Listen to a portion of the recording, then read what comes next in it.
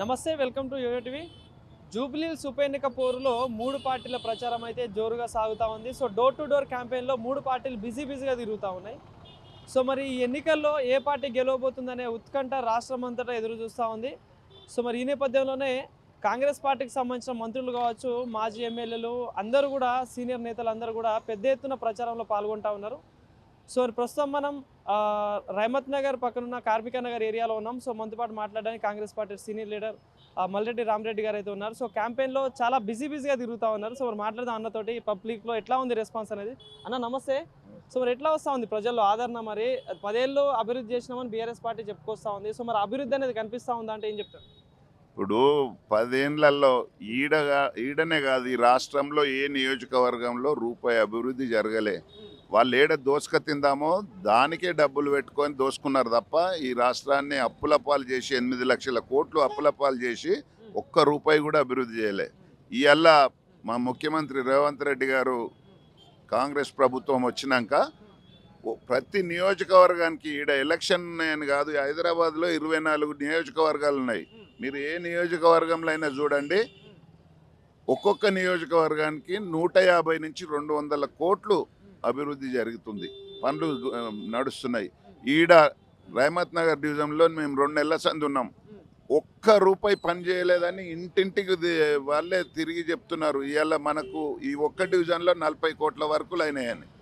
40 కోట్ల వర్కులు ఆన్గోయింగ్లో ఉన్నాయి. ఇప్పుడు ఇంకొక 10-15 కోట్ల వర్కులు శాంక్షన్ అయినాయి. మేజర్ ప్రాబ్లం ఇది బస్తీ. రహమత్ నగర్ అంటేనే పూర్తిగా బస్తీ.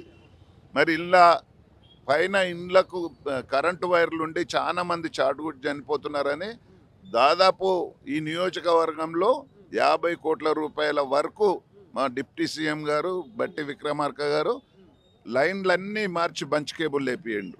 అది మేజర్ ప్రాబ్లం బస్తీలలో. వాళ్ళకు ఉండేది 50 గజాల జాగా. 50 గజాల జాగా మీద పైనంగా వైర్లు పోతే చాటుకొచ్చి చనిపోవడం, ఇది మేజర్ ప్రాబ్లం. రెండవది డ్రైనేజ్ సిస్టమ్, అదేవిధంగా సీసీ రోడ్లు. ఆ రోజు జనార్దన్ రెడ్డి గారు, జనార్దన్ రెడ్డి గారు ఉన్నప్పుడు వేసిన రోడ్లే తప్ప ఇయ్యాల దాకా ఒక్క రోడ్ వేయలే. ఆ రోడ్లన్నీ ఇప్పుడు మళ్ళా రిన్యూవల్ అవుతున్నాయి, బ్రహ్మాండంగా వర్క్ జరుగుతుంది. మేము ఏ ఇంటికి పోయినా కానీ బయటకు వచ్చి రిసీవ్ చేసుకొని ఇట్లాంటి కండువాలు కప్పి రిసీవ్ చేసుకుంటుంటేనే అర్థమవుతుంది వాళ్ళు అంటే ఎంత మనస్ఫూర్తిగా. లేకపోతే మేము ఇంటికి పోగానే మంచిదని పాంప్లెంట్ తీసుకొని ఇంట్లోకి పోతారు. అట్లా లేదు. ఈ రహమత్ నగర్ డివిజన్లో బ్రహ్మాండంగా వచ్చి రిసీవ్ చేసుకుంటున్నారు. మేము మా నవీన్ యాదవ్ అంటే మా ఇంటి బిడ్డ అన్నంత ఫీలింగ్ తోటి వాళ్ళే చెప్తున్నారు. ఎందుకంటే ఆయన పుట్టి పెరిగింది ఇక్కడ, అందరితోటి పరిచయాలు ఉన్నారు. ఆయనకు వ్యక్తిగతంగా అటు మైనార్టీలలో కానీ ఈ బస్తీలలో కానీ అందరు ఏదైనా చావుకు చెడ్డకు మంచికి అన్ని విధాల సహాయ సహకారాలు అందించిన వ్యక్తి నవీన్ యాదవ్. కాబట్టి వాళ్ళందరూ ఓన్ చేసుకొని వాళ్ళే స్వతహాగా బయటికి వెళ్ళి ప్రచారం చేసే పరిస్థితి నియోజకవర్గంలో ఉన్నది.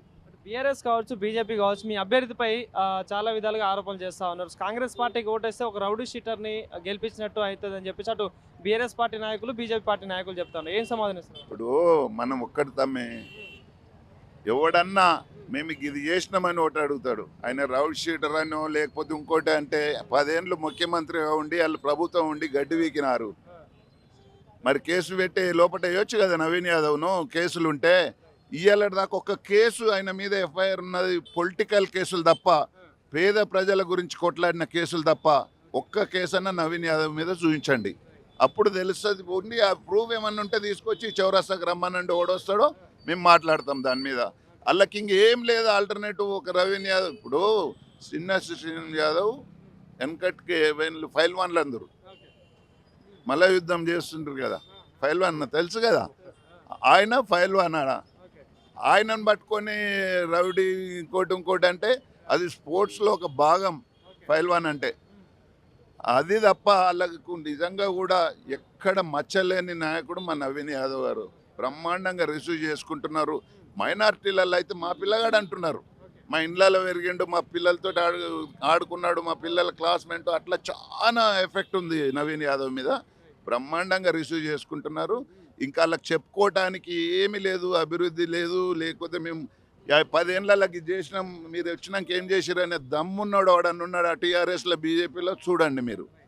అది సో అంటే హైడ్రా తోటి కాంగ్రెస్ ప్రభుత్వం ఆగం చేస్తూ ఉంది జిహెచ్ఎంసీ పరిధిలో. కాంగ్రెస్ పార్టీ కోటేస్తే మళ్ళీ బుల్డోజర్లు వస్తాయని చెప్పేసి కేటీఆర్ కావచ్చు, హరీష్ రావు కావచ్చు సవాల్ విసురుతా ఉన్నారు. సో పబ్లిక్లో చెప్తా ఉన్నారు. ఏం చెప్తారు దీనికి? ఇప్పుడు జూబ్లీహిల్స్ నియోజకవర్గం మొత్తం నువ్వు నెల రోజులు చూస్తున్నా నేను బ్రహ్మాండంగా గల్లీ గల్లీ తిరుగుతున్నావు. ఈ జూబ్లీహిల్స్ నియోజకవర్గంలో ఎక్కడన్నా బుల్డోజర్ వచ్చిందా? ఎవడన్నా వచ్చి ఎవరినన్నా కూలగొట్టిందా? ఎక్కడన్నా ప్రాబ్లం ఉంటే వాటర్ మొన్న ఇన్ని వర్షాలు మేమైతే ఈ 40 ఏళ్ళలో ఎప్పుడు చూడని వర్షాలు వస్తే కూడా హైదరాబాద్లో వాటర్ వచ్చి ఇబ్బంది జరిగింది, ఎక్కడికక్కడ బ్లాక్ అయిందనే పరిస్థితి ఈ జూబ్లీహిల్స్లో లేదు, ఈ రాష్ట్రంలో లేదు. ఇవాళ హైడ్రా ముందు తిట్టుకున్న వాళ్ళు కూడా ఇవాళ హైడ్రా ఉండబట్టే ఇంత బాగా అయ్యింది హైదరాబాద్ అని చెప్పే పరిస్థితికి వచ్చింది.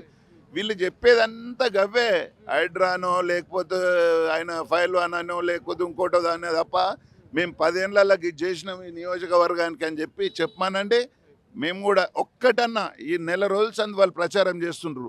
ఏ లీడర్ అన్నా ఎవడన్నా మేము ఇది చేసినాం మా కోటేయమని అడిగినది ఏమన్నా మీ రికార్డ్ అడిగిన ఉంటే నాకు చూపించండి.